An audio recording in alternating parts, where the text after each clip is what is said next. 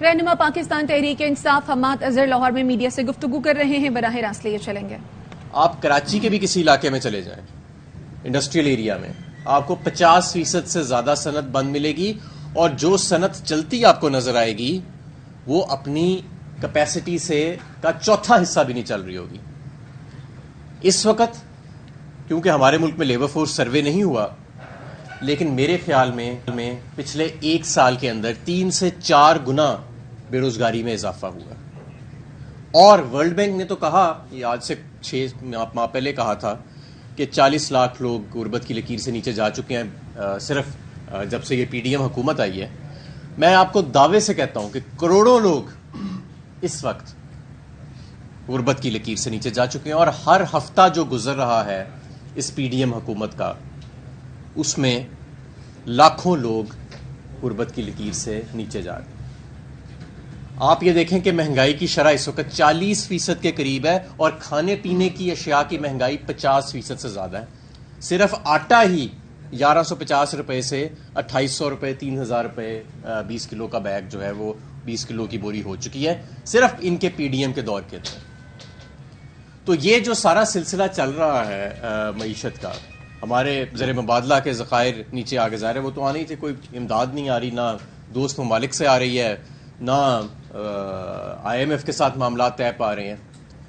مارچ کے شروع میں اسحاق ڈار صاحب اور کچھ اور حکام چند پراپرٹی ڈیلر حضرات سے ملے تھے، اور انہوں نے کہا کہ جی میں 5 دن کے اندر آئی ایم ایف کا پروگرام مکمل کر دوں گا۔ یہ مارچ کے شروع کی بات ہے، اور یہی وہ غلط بیانیاں ہیں، مسلسل غلط بیانیاں، کہ قطر سے جی امداد آ رہی ہے، سعودی عرب سے امداد آ رہی ہے، چین سے امداد آ رہی ہے، آئی ایم ایف سے معاہدہ ہونے جا رہا ہے، سب جھوٹ نکلا۔ پچھلے 12 ماہ میں اگر کوئی حقیقت تھی اس پاکستان میں تو وہ فاشزم تھا، وہ انسانی حقوق کی ضبطگی تھی، وہ آئین کی دھجیاں اڑانا تھا، اور وہ معاشی تباہی تھی۔ میں آپ کو یہاں پہ یہ بھی بتانا چاہتا ہوں کہ یہ جو ملک ہے یہ 22 کروڑ لوگوں کا گھر ہے، یہ جو گلشن ہے یہ 22 کروڑ لوگوں کا ہے۔ یہ چند لوگوں کے مفادات کے لیے نہیں بنا کہ وہ چند لوگ یہ کہیں کہ کیونکہ ہمارا مفاد ہے کہ الیکشن نہ کرائے جائیں اور عمران خان کو حکومت میں نہ آنے دیا جائے، تو ہم لہٰذا اس پورے گلشن کو اجاڑ دیں گے اپنے مفاد کی خاطر۔ میں نہیں سمجھتا کہ اگر وہ لوگ یہ کر رہے ہیں تو وہ کوئی ملک کے ساتھ کو بڑا احسان ملک پہ کر رہے ہیں۔ تاریخ یاد رکھے گی کہ پچھلے 12 ماہ میں جو تباہی ہوئی ہے، اور اب جو مجھے تازہ اطلاعات آ رہی ہیں کہ بجٹ بھی ایک ایسا دینے کی کوشش کی جا رہی ہے کہ جو صرف دکھاوے کے لیے ہوگا۔ آپ کو یاد ہوگا کہ پچھلے بجٹ جو مفتاح اسماعیل نے دیا تھا اس سے آئی ایم ایف میں اور ہمارے میں بڑی دوریاں بڑھ گئی تھیں، اس میں سارے فگر غلط تھے، گروتھ کا فگر غلط تھا۔ گروتھ کے اوپر میں آپ کو بتاؤں، گروتھ اس سال منفی ہوگی۔ یہ کہہ رہے ہیں نا 0.2%، ہم تو 6% پہ چھوڑ کے آئے تھے۔ منفی گروتھ ہوگی، اور اچھی خاصی تعداد میں منفی گروتھ ہوگی۔ منفی گروتھ تب ہوتی ہے جب ملک میں کبھی کوئی وبا آئی ہو، کوئی جنگ لگی ہو، کوئی سیلاب آیا ہو خدا نخواستہ۔ اس ملک میں پی ڈی ایم کا اور نالائکی کا سیلاب آیا ہوا ہے۔ بہرحال آپ اب یہ حساب لگائیں کہ میری اطلاع کے مطابق کہ بجٹ ایسا دیا جائے گا کہ جو پچھلے سال کی طرح مکمل طور پہ جو مفتاح صاحب نے بجٹ دیا تھا اسی طرح مکمل ساری فگرز اس میں بوگس ہوں گی، اس کے اندر غیر ذمہ دارانہ اقدامات اٹھائے جائیں گے، اور اس بجٹ کے بعد خود پی ڈی ایم کی حکومت فرار اختیار کرنا چاہے گی حکومت کے ایوانوں سے، کیونکہ اس بجٹ کے بعد جو معاشی تباہی آئے گی وہ اس کا خود سامنا نہیں کر سکیں گے۔ اسی لیے مذاکرات میں یہ بار بار کہہ رہے ہیں کہ ہمیں بجٹ پیش کرنے دو پھر ہم خود چلے جائیں گے۔ ہم سمجھے شاید آئی ایم ایف کا پروگرام کر کے جائیں گے، کوئی ذمہ دار قدم اٹھا کے جائیں گے۔ اب پتہ لگا کہ بھئی وہ آئی ایم ایف کا تو اس میں شامل ہی نہیں ہے، ایجنڈے کے اندر ہی شامل نہیں ہے۔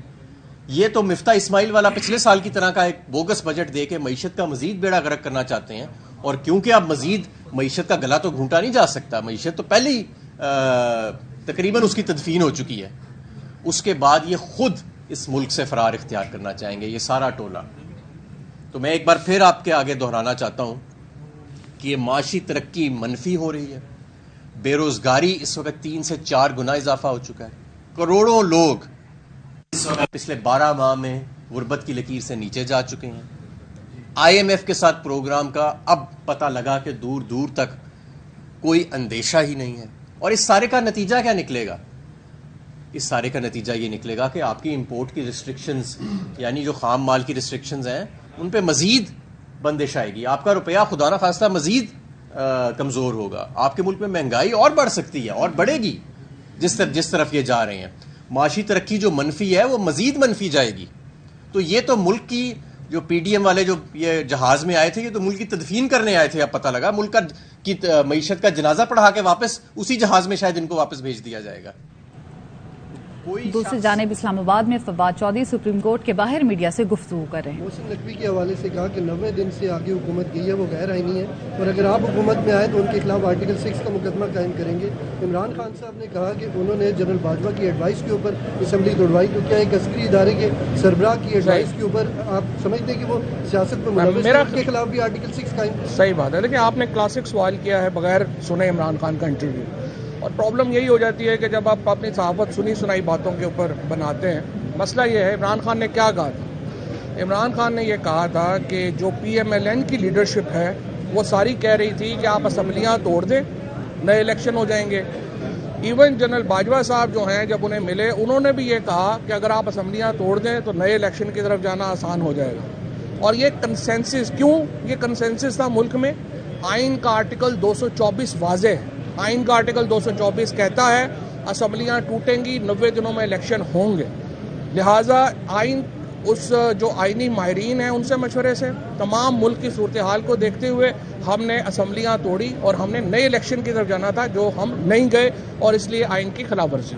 تھینک یو جی. ایک مرتبہ پھر لیے چلیں گے آپ کو لاہور جہاں رہنما پاکستان تحریک انصاف حماد اظہر نیوز کانفرنس کر رہے ہیں. منظر پہ نہیں تھا. ورلڈ بینک اور IMF کی رپورٹس بھی موجود ہیں جو اس چیز کی گواہی دیں گی. 6% پہ اکنامک گروتھ جاری تھی, 12% پہ مہنگائی کی شرح تھی. اور آج آپ یہ صورتحال دیکھیں کہ کتنی ہم ایک انٹرنیشنل آئسولیشن کے اندر جا چکے ہیں. اور آپ دیکھیں کہ یہ جو ہمارے وزیر خارجہ اور ہمارے وزیر اعظم صاحب, وہ یاد ہی نہیں رہتا شہباز شریف صاحب وزیر اعظم ہیں, وہ جب کہیں پہ ان کی کسی بیرونی دورے پہ فوٹو نظر آتی ہے تو یاد آتا ہے کہ یہ ہمارے ملک کا وزیر اعظم ہے. وہ ایک اپنا جو ان کا کنڈکٹ ہے بین الاقوامی فورمز کے اوپر کس طرح پاکستان کی تذلیل کرائی جا رہی ہے. مطلب آپ سوچیں کہ وہ کون لوگ تھے جنہوں نے اسکرپٹ لکھا کہ یہ بلاول بھٹو جا کے ہندوستان میں پاکستان کی نمائندگی کرے گا اور شہباز شریف جا کے وہاں پہ جب ملک جو ہے وہ ڈوب رہا ہے کہ یہ ہمارے ملک کا وزیر اعظم ہے. وہ ایک اپنا جو ان کا کنڈکٹ ہے بین الاقوامی فورمز کے اوپر کس طرح پاکستان کی تذلیل کری ہے. مطلب آپ سوچیں کہ وہ کون لوگ تھے جنہوں نے اسکرپٹ لکھا کہ یہ بلاول بھٹو جا کے ہندوستان میں پاکستان کی نمائندگی کرے گا اور شہباز شریف جا کے وہاں پہ جب ملک جو ہے وہ ڈوب رہا ہے معاشی تباہی کے اندر تو وہ تیسری قطار میں کھڑا ہو کے فوٹو کھچا رہا ہوگا کنگ چارلز کے پیچھے.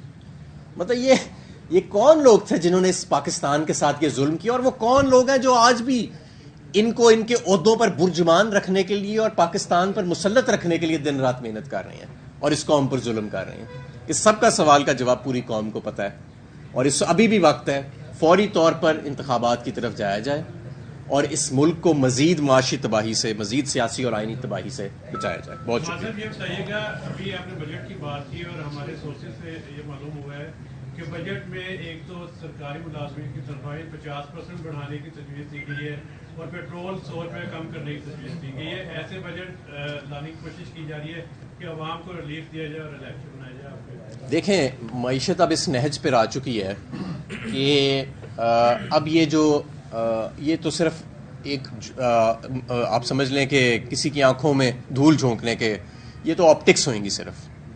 آپ کو پتہ ہے 2018 میں بھی مفتاح اسماعیل ایسا غیر ذمہ دار بجٹ دے کے چلا گیا تھا. ملک ڈوب رہا تھا اور یہ جناب صاحب انکم ٹیکس کے ریٹس کم کر گئے اور پتہ نہیں کیا کیا کر گئے اور وہ ساری چیزیں جو ہیں وہ بعد میں آ کے ریورس کرنی پڑی. جو بھی قائم مقام حکومت آئے گی وہ پھنس جائے گی جو ان کے بعد آئے گی, جس طرح کا یہ بجٹ پیش کریں. اور میں آپ کو ایک اور بات بتاؤں, میرے ذرائع یہ بھی کہتے ہیں کہ ایک بہت بڑی وجہ ہماری IMF سے اور عالمی اداروں سے دوری کی اسحاق ڈار کی مسلسل غلط بیانی ہے.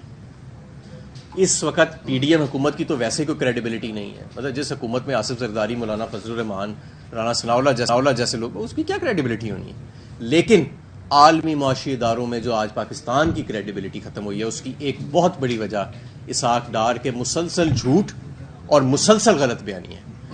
آج وہ ہماری کسی بات پہ یقین ہی نہیں کر رہے, اتنا جھوٹ بولا گیا ہے, اور آج معیشت اس نہج پہ آ گئی ہے کہ اب آپ کو بڑی مشکل سے نکل کے جانا پڑے گا اپنی معیشت کو سیدھا کرنے کے لیے اور اس کو بچانے کے لیے. صاحب یہ بتائیے گا کہ آنے والے دنوں میں 14 میں کا ایک ڈیسیژن ہے سپریم کورٹ آف پاکستان, اور اب آپ لوگ خود کے روز سے سڑکوں پر آ رہے ہیں. 14 مئی کو تو الیکشن اب ہوتے نظر نہیں آ رہے, تو کیا یہ جلسے جلوس انیشلی عارضی طور پر ہیں یا آپ ان کا دائرہ کار بڑھانے جا رہے ہیں؟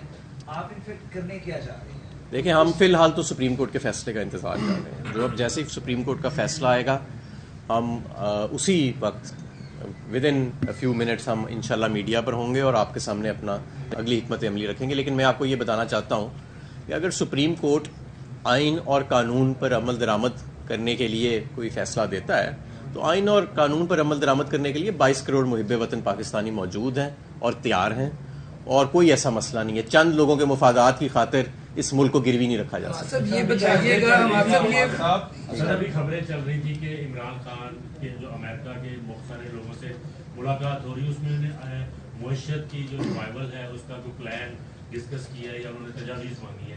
آپ بھی رہے ہیں اس وزارت سے ریلیٹڈ, تو آپ یہ بتائیں کہ اگر پاکستان تحریک انصاف کی گورنمنٹ اگلے جو 2 یا 3 ماہ میں اگر الیکشن ہوتے ہیں آ جاتی ہے تو آپ کے پاس کیا پلان ہے؟ کون سی چیزیں ہیں؟ دیکھیں, دو چیزیں ہیں. پیٹرول کتنا کم کر سکتے ہیں اور ڈالر کتنا؟ جی میں آپ کو بتاتا ہوں. 2 چیزیں ہیں آپ کے ملک میں. ایک تو امیڈیٹلی کیش فلو کا کرائسس ہے. اس کی وجہ یہ ہے کہ آپ کی 70% جو ڈیٹ ہے وہ ملٹی لیٹرلز کو آپ نے دینی ہے, اور ان ملٹی لیٹرل انسٹیٹیوشنز کے ساتھ بیٹھ کے آپ کو اپنے معاملات ٹھیک کرنے پڑیں گے, انہیں ان کانفیڈنس میں لینا پڑے گا. باقی 30% سے 35% ڈیٹ آپ کی دوسرے ممالک کے ساتھ ہے, وہ آپ کو رول اوور کرنے کے لیے تیار بھی ہیں, پرووائڈڈ کہ جیسے چین کے ایمبیسڈر نے کہا کہ خدارا یہاں پہ کوئی ملک میں کوئی سینٹی لے کے آئیں, ملک کے اندر کوئی سیاسی تسلسل لے کے آئیں, اور یہ ذاتی بوجھ جو عمران خان کا پالا ہوا ہے اس سے باہر نکلیں. تو پہلا تو ہمارا لیگ یہ ہوگا کہ اس ملک کی کیش فلو کو سٹیبلائز کیا جائے, اور انشاءاللہ تعالیٰ آپ دیکھیں گے کہ تحریک انصاف کے آتے ساتھ ہی چند ہی ہفتوں میں اور پہلے 2 ماہ کے اندر ہی ایسے اقدامات اٹھائے جائیں گے کہ یہ ملک کی معیشت جو ہے یہ واپس پٹری پر آ جائے گی. سخت اقدامات ہوئیں گے IMF کو واپس آن بورڈ لانے کے لیے, لیکن ملک کی معیشت کو پٹری پر لایا جائے گا. دوسری چیز یہ ہے کہ اس ملک کی کیش فلو کو, ایکسٹرنل فائنینسز کی جو کرائسس ہے اس کو سٹیبلائز کرنے کے بعد آپ کو ان پیرلل اسٹرکچرل ریفارمز کرنے پڑیں گے, جس کے اندر پرائیویٹائزیشن شامل ہے, جس کے اندر انرجی مارکیٹس کی ڈی ریگولیشن شامل ہے, جس کے اندر ٹیکس ٹو GDP آپ کا جو 11% جو ہم چھوڑ کے گئے تھے اس سے کم ہو کے 8% پہ آنے والا ہے اس سال, اس کو دوبارہ ریوائیو کرنے کی بات ہے, تاکہ یہ آپ کا جو مسلسل فسکل ڈیفیسٹ ہے, آپ کو پبلک ایکسپینڈیچر کا مکمل اوور ہال کرنا پڑے گا. آپ کو جو محکمے ڈیوالو ہو چکے ہیں وفاق میں وہ محکمے ختم کرنے پڑیں گے, اور پھر جا کے اس ملک جو ہے یہ واپس پٹری پر آئے گا. تو یہ بہرحال ایک لمبا موضوع ہے. صاحب یہ بتائیے گا, آپ نے پہلے بھی جلسے کیے, لانگ مارچ کیے, اور حکومت کی جانب سے آپ پر تشدد وغیرہ کیا گیا, اب آپ پھر سڑکوں پہ آ رہے ہیں, تو رانا ثناء اللہ پہلے ہی کہہ چکے ہیں کہ آپ لوگ آئیں گے تو آپ کا علاج کیا جائے گا, تو پھر کوئی ایسے دنگے فساد ہوں گے؟ بات یہ ہے کہ ہم تو آئین اور قانون کے نفاذ کے لیے نکلیں گے, اور اگر کسی نے آئین اور قانون کے نفاذ میں رکاوٹ ڈالنے کے لیے ہم پر تشدد کیا تو تھوڑا تشدد جو ہے وہ ہم پہلے بھی سہ چکے ہیں. ہمارے لوگوں کو تو کیا کچھ نہیں کیا گیا, اور اس ملک کے لیے جو کر گزرنا ہے وہ انشاءاللہ تعالیٰ پھر کر گزریں گے آئین اور جمہوریت کے لیے. لیکن ہم کو غیر آئینی یا غیر قانونی یا غیر جمہوری قدم نہیں اٹھائیں گے. یہ سب کچھ آئین اور جمہوریت اور سپریم کورٹ کے فیصلے پر عمل درآمد کے لیے.